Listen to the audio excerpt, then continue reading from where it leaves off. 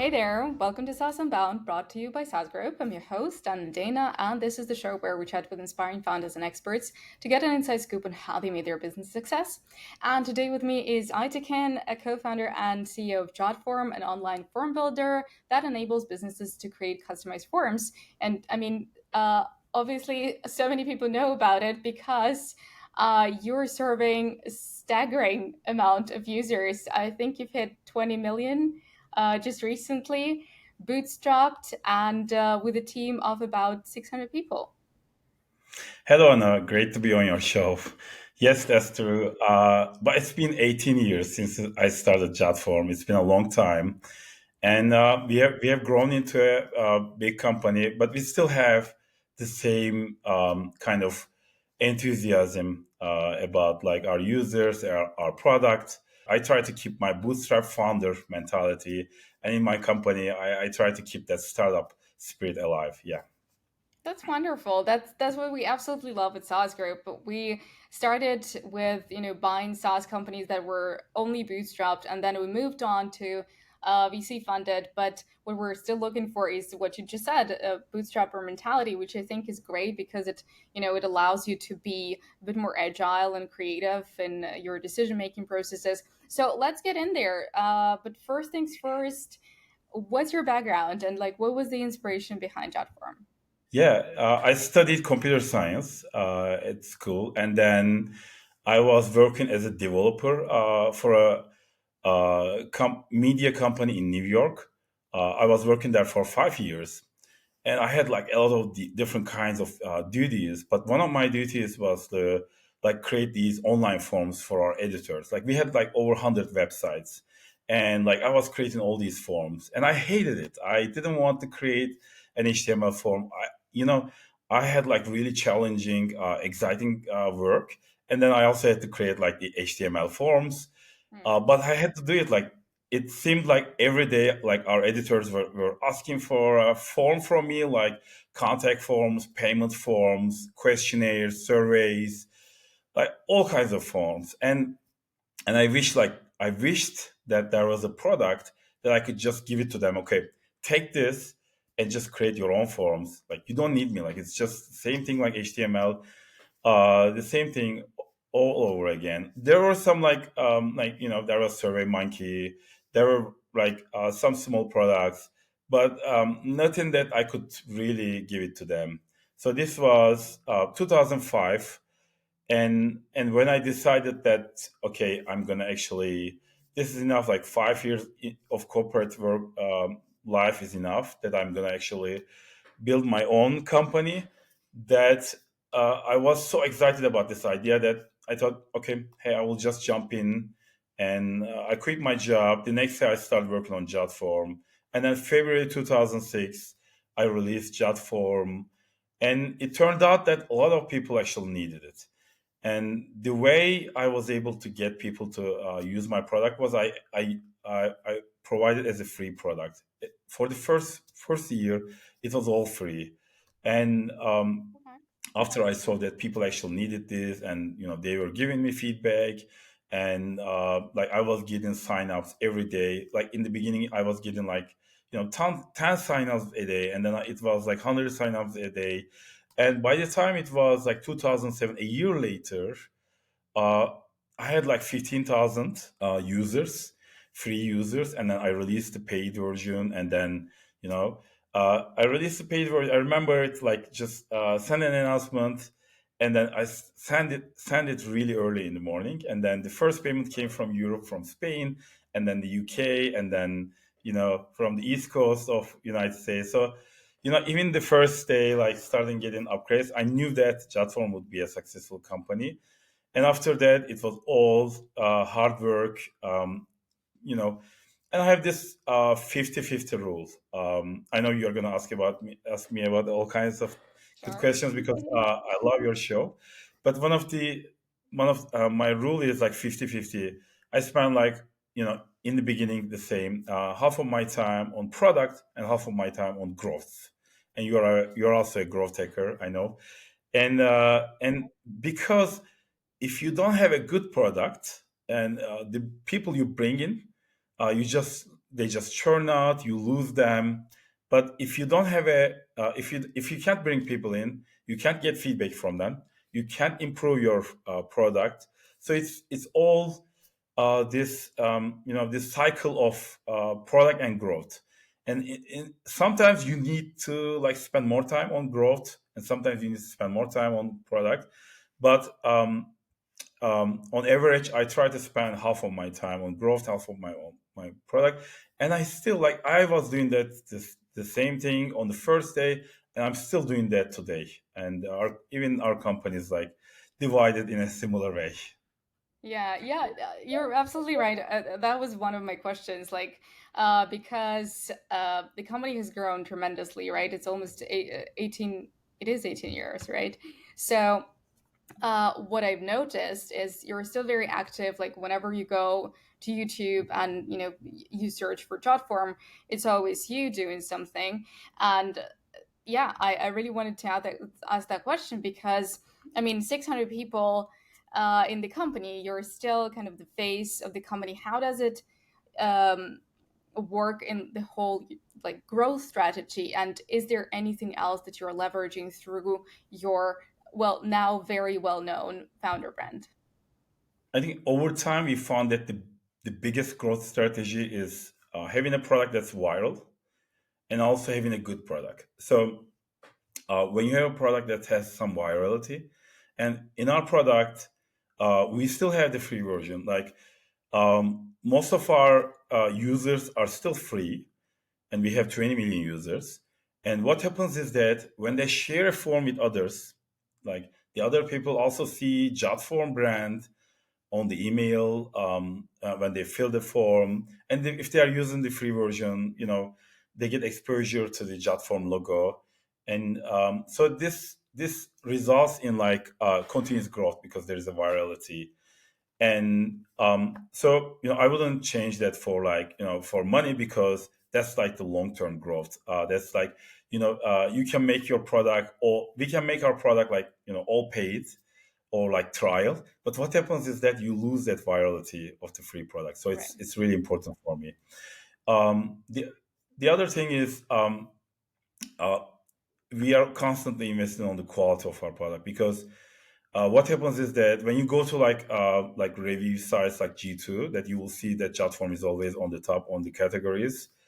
The reason is that because we invest so much in the quality of the product, in return, people actually constantly refer us and constantly talk about us, and that actually creates like goodwill, and that goodwill is actually returns as users. So I think those two things are really important for me. The founder brand, like we actually like we measure everything. Like that's one of our like really important things that we care about at Chatform. Like we measure everything, and we also measure like on my like blogs or like, and like we don't get anything from my brand. Like my founder brand doesn't actually bring any users, any paid users. But what it brings is that for me, it's a way for me to be like kind of shared what I learned with others. So that's important for me. But and in return, I meet a lot of people. People read my articles. They write to me. I mean, I have 3 kids, so I cannot answer everyone. Yeah. Uh, and, but I have 3 kids and 600 people company. But I still try to like get back to them and like meet them, talk to them, and that's the reason I care about my founder like brand, is for me to connect with other people. And that's actually great, because when you meet with people, you actually learn a lot from them. So that's also good, and I put those learnings back into the business, so it still helps, but it doesn't directly help our company at all. All right. Well, I think, I mean, it plays probably into like accountability, right? Because it's, I mean, when I think about my personal customer experience, it's really, it really reassures me that, a founder is actually backing up their own product. They talk about it, they're being very vocal. But Yeah, that's great, and I think it's perfect that yeah, like you said, it's really important to measure something. I mean, as a growth person, and I'm not very big on like analytics and measuring. I don't really like that because it's a bit more boring. But I think it's really important to like know what your goal is and how to measure, right? How to see what's moving the needle. So that's really fascinating. And so you started a SaaS when a SaaS kind of wasn't really a thing, and you started product-led growth when that didn't even have a name. So that's very interesting. So what else is there in your like the whole strategy behind the product? Because now it has become such a competitive space. There is Typeform, there is Google has it. So and at one point I remember one of your interviews when you said when Google released that you were really terrified like what it's going to do to Jotform. So how to basically, obviously yes, there is virality, right? There is a ton of content that you're producing, but what else is like the biggest differentiator? What is the basically the problem that Chatform is solving right now for the users and customers?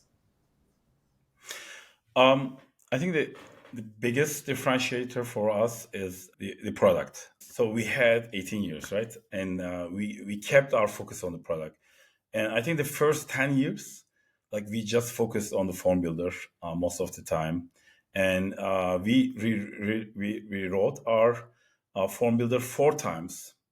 And until the last time, like until the last rewrite, like the fourth version of Jotform form builder, we couldn't get it right. But on the like after 10 years, it's like 2015, 2016. We kind of sales grows actually very slowly. Like it starts very slowly, and it just because you get paid like monthly or yearly and not big amounts. Like Jotform was like $9 a month in the beginning because it was very slow growth. I didn't have a big team. Like the first year I hired my first employee. Second year I had my second employee. So we had that like a very slow growth path. But I think around like 10-year mark, we had like 20 employees, 20, 30 employees at this point. And, and I actually got the talent. Like I got really good designers, really good developers. I built a great team. And that team was able to write like the fourth version of the form builder. And that just made a big difference. So, like one of the biggest advice I have to the listeners is that don't just stop there. Like it took us 10 years to make a good product. Just the form builder of Jotform. Like Jotform has like so many things. It took us 10 years because it takes so much time and focus and thinking about it.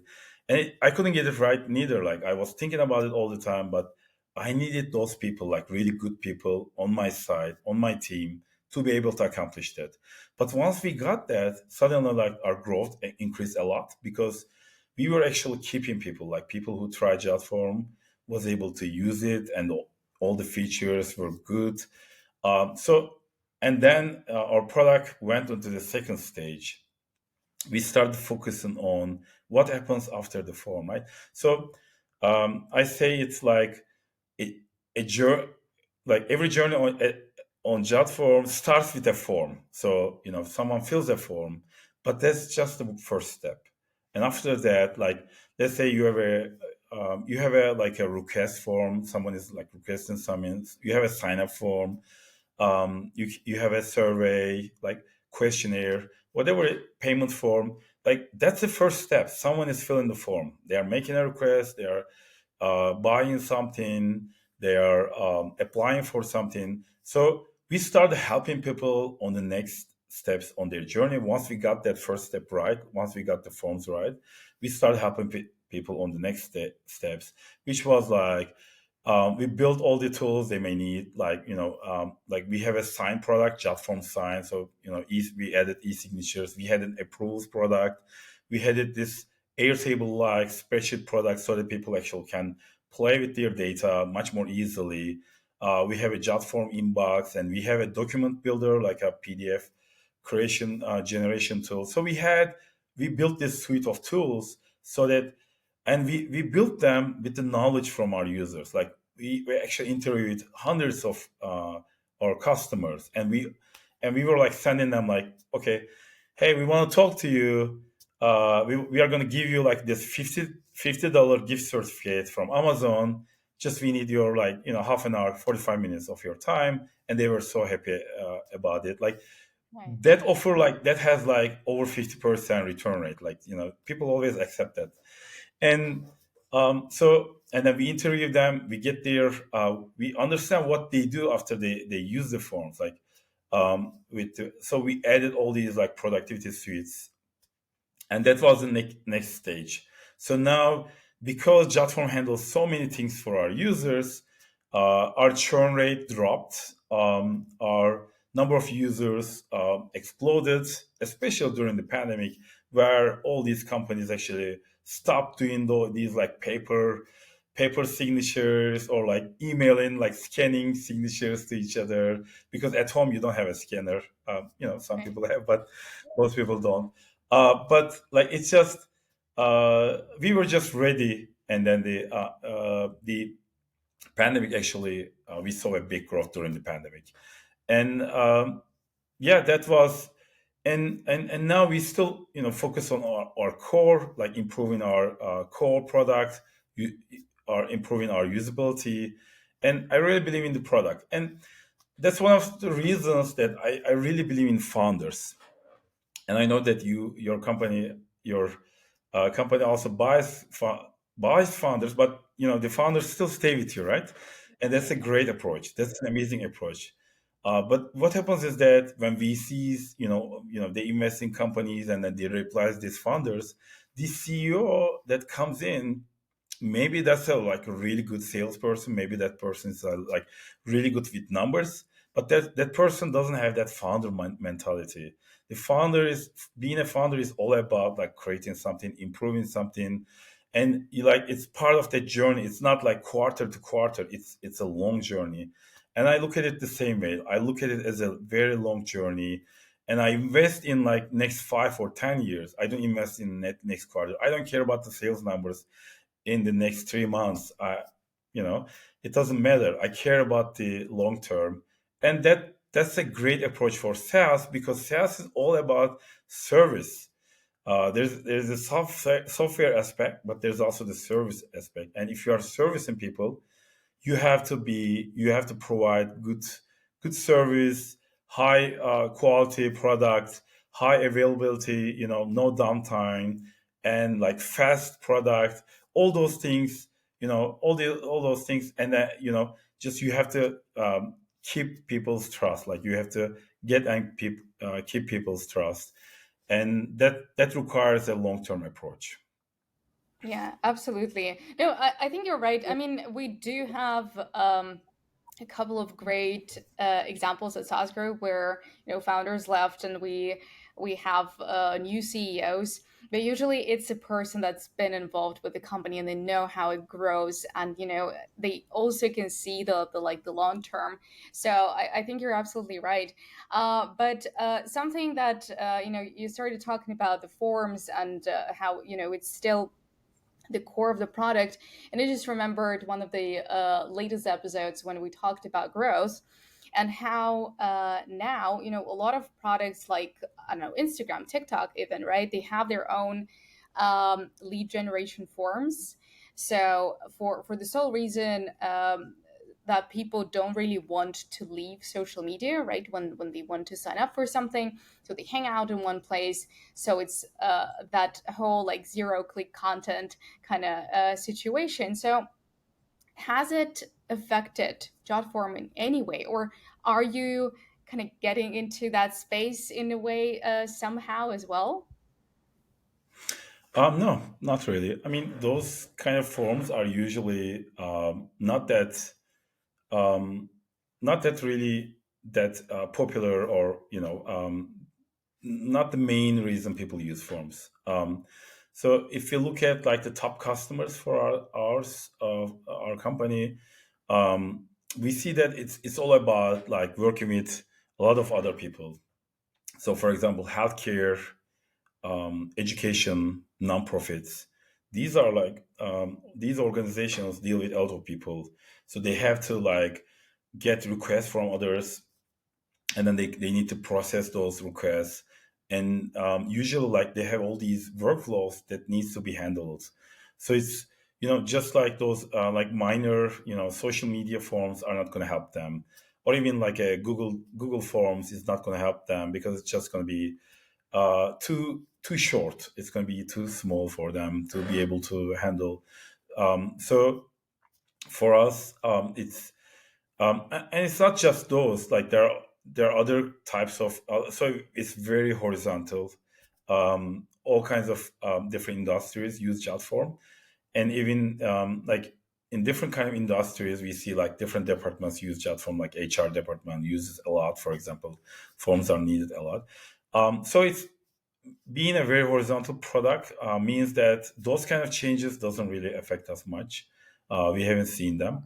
But you mentioned that Google Forms story, so I can talk about that Sure. story for your listeners as well. So basically, this was like in the first years of chat, during the first years of chat form, and like I think 3 or 4 years after I started chat form, I kind of before Jotform, I never managed anybody. I was just a single developer at a large company. So it's just like it started becoming like too much. Like I was buried under busy work.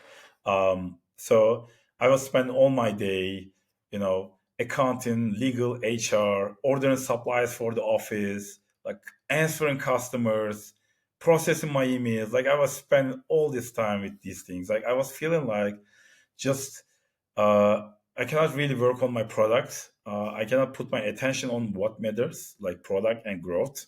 And I was actually doing other things so much. And this busy work was actually like killing all my time, killing all my energy. And right at this moment, something else happened. Google actually came up with Google Forms. Like now I am also competing with Google, like all that stuff. And on top of that, I have to compete with Google. And I think that was a really important breaking moment for me. It was like, okay, I had to take some time and I had to make a decision. Okay, I'm gonna I'm gonna have to change something, otherwise this is not gonna go well. And I decided that I'm a developer. I know how to automate things. I have a no code product. I help people automate things. Why I am doing everything manually? So I Yeah. started automating everything. Like I started building all these automation in my business, in my personal life, in my team, in how we develop our product, in everything. And that just made a huge difference. And I think the automation is really important, not because like you can save time, but I think the reason you want to save time is you want to put that time and energy into something important, and that it's about prioritization. If you like the stuff that like the busy work is like constantly coming, right? Like if every receipt I have to do like accounting for every receipt myself, like I'm constantly interrupted. So the interruption is happening because of the busy work. If you can actually automate everything, then interruptions also go away. And when interruptions goes away, you can focus on things that are important, and you can make a big difference in your business, in your life. And that really worked for me. And I think that's one of the reasons I'm successful. Jotform is successful. And that's why actually this year I released a book, Automate Your Busy Work, and all the things that I learned about automation. I created this book and I put it in it, and it became a Wall Street Journal bestseller. And I received great feedback from people who read it. So it's not just about like automation, but it's about saving time so that you can use your brain for the important work. Right. That I think that's really, really important. Well, I'm getting the book, and next time I'm in Istanbul, I'm coming for a signature.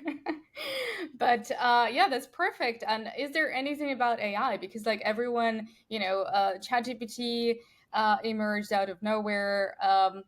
Well, not really, but still for the majority of people, right? And at first, there was this wind whirl of opinions, like, is it going to take all of our jobs? But then when people came, like, calm down a little bit, everyone started talking about, okay, like, no, but what it can do is like automate stuff, right? And like take away some of the mundane tasks. So are you using any are you using ChatGPT or any other AI tools, and is there anything about it in the book?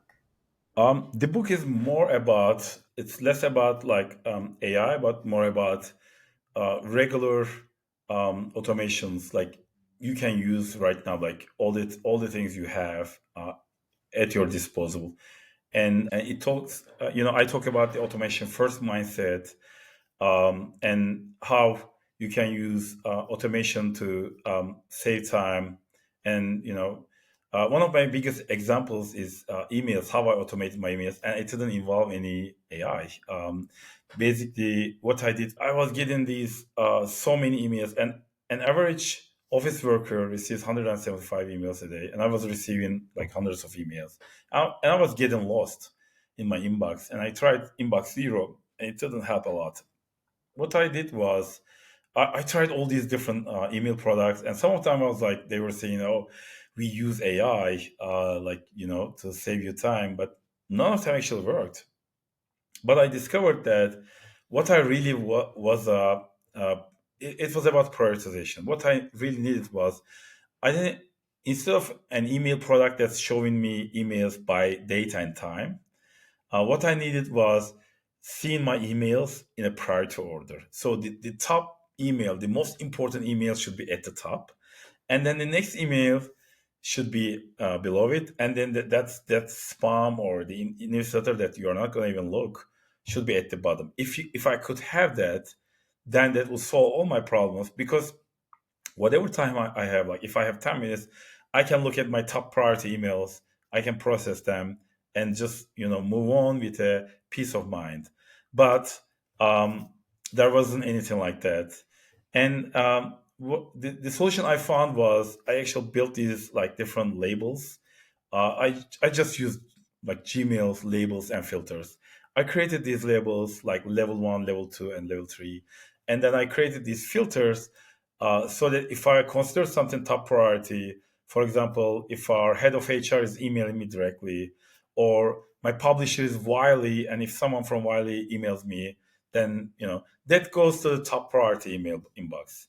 And then I kept creating these filters and building these. I know that it sounds like that's also a lot of work, but it's actually since you process your top priority emails first, it actually you can actually do it gradually. And over time, I actually, created like, more than thousands of filters, but it didn't happen in a single day. I gradually built them. And today I have a system so that I can see the top priority emails. And then if between meetings, if I have 5 minutes, I can actually process my top priority email and then move to the next priority email. And what I did was like on browsers, I'm linking directly to those labels. Like on Gmail, you can actually do that. Basically, I go to my browser bookmarks and I click on, top priority, and click on that, and then I see all my top priority emails, and that actually saved me so much time. And that was one of the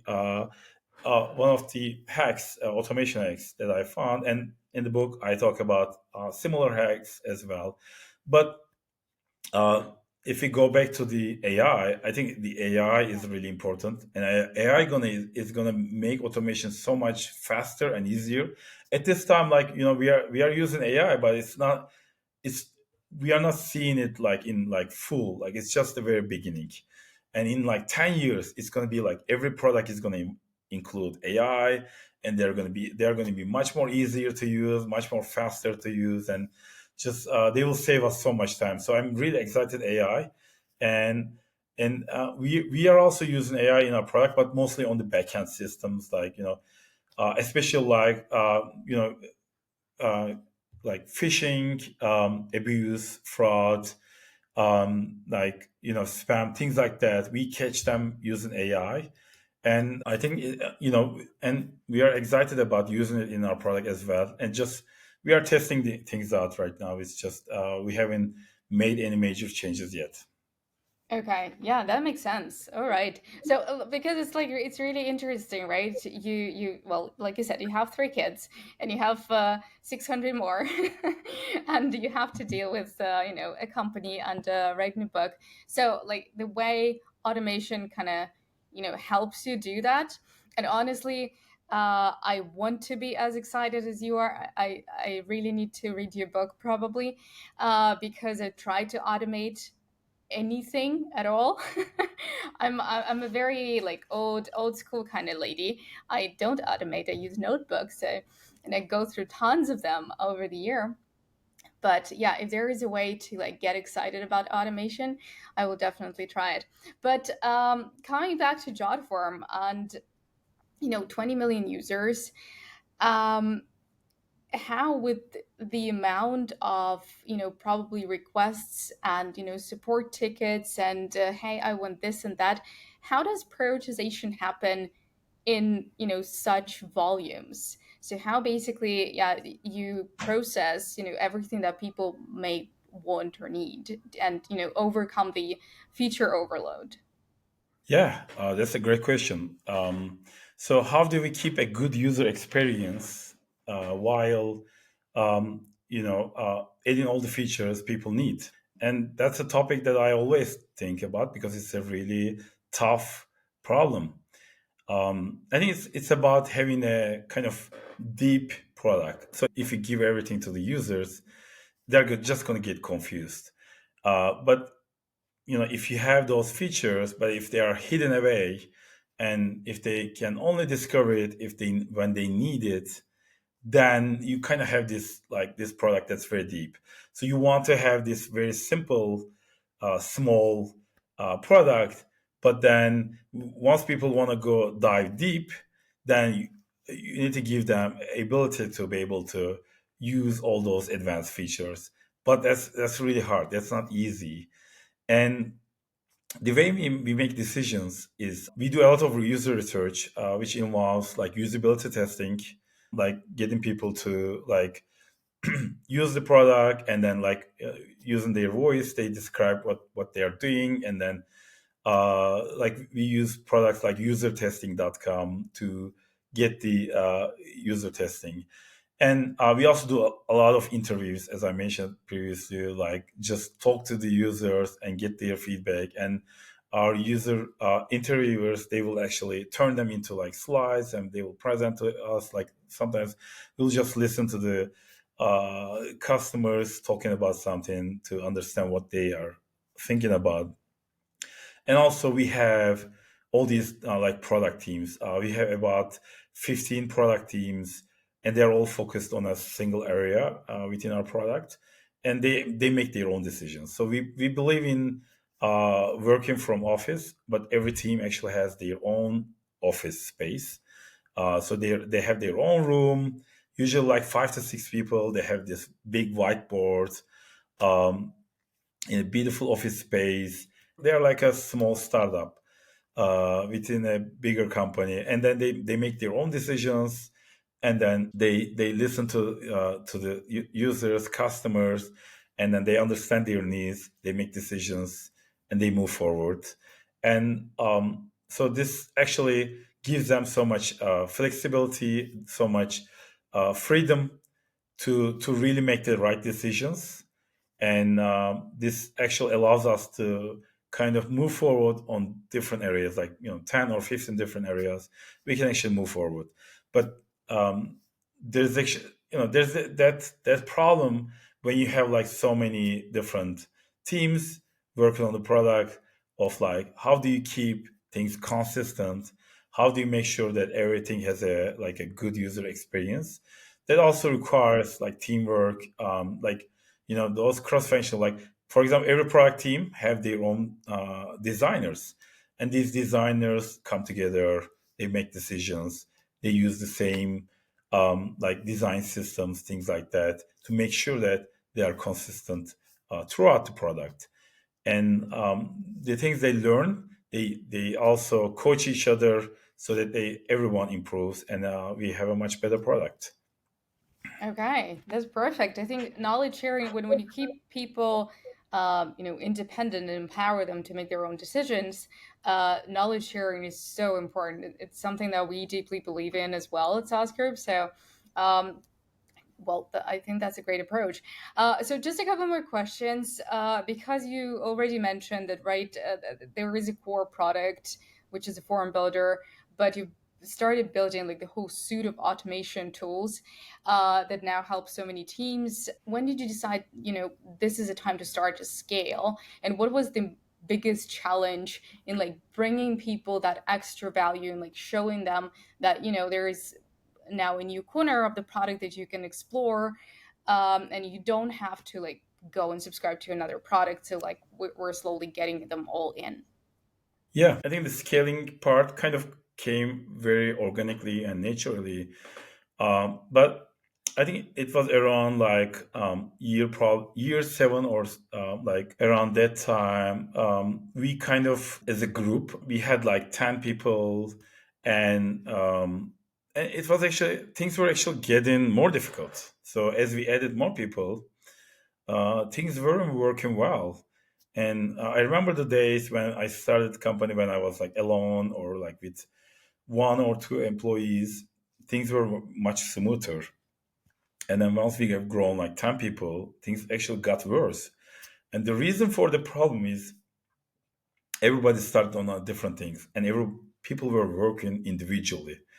And people working individually doesn't work really well, because the problem is that uh, you want to have teams not because like they can handle more stuff, but of course they handle more stuff, but you want a conversation between people. And we were like, when we were 5 people all working on the same thing in our product, that was a very exciting time. Like we would go to lunch and we will talk about how we are going to change things, what we are going to do. But once we were over 10 people and everybody had their own like different part, they weren't talking to each other. Everybody had their own work and they were just getting the work done. And the problem with that approach is like you don't have that conversation, you don't have that advancement, you don't have the ideas talking to each other. And around that time that I looked back at the time when we were like much better, and I decided, okay, we are at this point like around 15 people. This is not working. Like everybody working individually. Like we are coming to the same office. Everyone is like sitting next to each other, and then they're all doing their thing, and then they're going home. It's like remote work, but we are just coming to office. This is Yeah. not working. The thing that really worked for us, and the thing, our culture has this teamwork culture, and we have to go back to that. So when we were around 15 people, I said, okay, hey, we are gonna divide into 3 teams. We are gonna have these 3 teams, single project, single team, single room. So everybody has their own rooms. Everybody, every team has their own room, their whiteboard, their own room, and their project, single project. No one is working on different things, and that really worked. And that's how I was able to scale things. And if I couldn't figure that out, I don't think I could have scaled the company, because things weren't going so well. But once I was able to get the teamwork done, then we were able to scale the company, and it became much easier. And the result was that, as I mentioned, that the fourth version of the form builder was so good that suddenly, like, number of users and revenues were growing much faster, and and we became so much better at making a better product, and that really worked for us. Teamwork really worked for us. Yeah. Oh, I think that's a great hack as well, because um yeah, the easier the communication between all the parties, even if you're in your silo, right, working on one piece of software or like growth or whatever it is you're doing, still you have to talk about it. And I think it's, again, it's not even about letting people know what you're working on, but it's about the knowledge sharing. It's just like getting inspiration from other people and getting different opinions, because that It really also drives helps with people. the prioritization, because so instead of having five people working on five different things, when you say, okay, five people can only work on one thing, you're actually pushing that team to prioritize things. Like they have to work on the most important thing because their time is limited. So they just work on the most important thing. And that most important to like that principle 80 to 20 is probably makes such a bigger impact that it's better than like working on five different things. Yeah. Yeah, absolutely. All right. So, just two questions, the usual ones in the podcast. First is what has been so far the biggest win and the biggest failure? Biggest win is the like as I said, like really focusing on the product for the first 10 years, just getting the product right. I think that's the biggest win because just we could have just like built the next product. I remember like we were small, but someone was asking me, okay, when are we gonna build the second product? Are we gonna just build the same thing again and again? And I think I was right that like, okay, we need to get this right first. Otherwise, it doesn't matter. Like, I think I love that like many people actually have that like micro SaaS approach, like let's build all these like multiple products. But what's the problem with that is they are losing the biggest opportunity. They might be losing biggest opportunities. That if they can pick just one of them and just focus on that, that can become like 10 times, 100 times, like 1,000 times much more successful. But by dividing your time in these like 5 to 10 different products, like just you lose that opportunity to become much bigger. But it sometimes works for some people because they have like a different kind of they have a different life balance. Like they travel and they don't once you have like this big product where a lot of users, you have to provide like much better support and all that. So I understand that mentality. But if you want to go big, you want to go small. You want to go focus on a small, a single thing, and just focusing on that thing was my biggest win, I believe. Even though I took 10 years to get the product right, it was worth it. I mean, it worked. All right. What Yeah. was the biggest failure or challenge?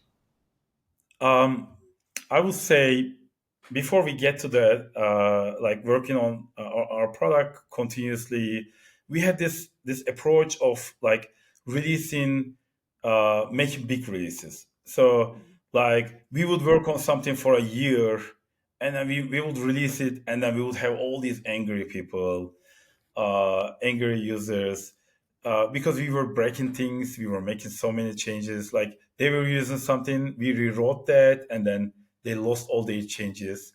And then I started reading Eric Rice's blog long, long before he wrote the Lean Startup. I was like big fan of Eric Rice, and I started applying all that knowledge, the lean startup ideas, and how to continuously develop the product, and that really made a big difference. And that was the biggest failure. And I also mentioned that not automating things and doing things manually was also a big failure for us. Yeah. Okay. All right. Well, when I think when it's this kind of failure that you could turn around, it's experience. It's a learning experience. So, well done. You could, like I said, turn it around, make it bigger, make it better. Um, so yeah, since we came back to automation a little bit, so maybe you could share your best hack in automating, your life or your operations as a SaaS founder. I think the best hack for me was the emails hack I mentioned. Like because I was like, as you grow, as your business grows, the amount of emails and the messages you receive is getting bigger and bigger, and it's hard to keep it sane. When I was able to prioritize my emails, and when I was able to figure out how to process my emails by priority, that actually saved me so much time, and I didn't have to worry about like if I missed an important email, things like that, and that made a big difference for me. Yeah. Okay. Yeah, I think it's a great one. I'm going to try and play with Gmail. Maybe it will help me too because I've lost a few important emails lately. So maybe that's a good hack for me to implement. So thank you so much for sharing it. I mean, it's great to see your absolutely incredible growth and what you're doing with such a huge team and how it's still bootstrapped and it's still growing. So really, really exciting journey. So thank you for sharing that. And hopefully we can do it again sometime. Thank you, Anna. It was great to be on your show. And yeah, I would love to be on your show again in the future. Thank you. Thank you. And take care.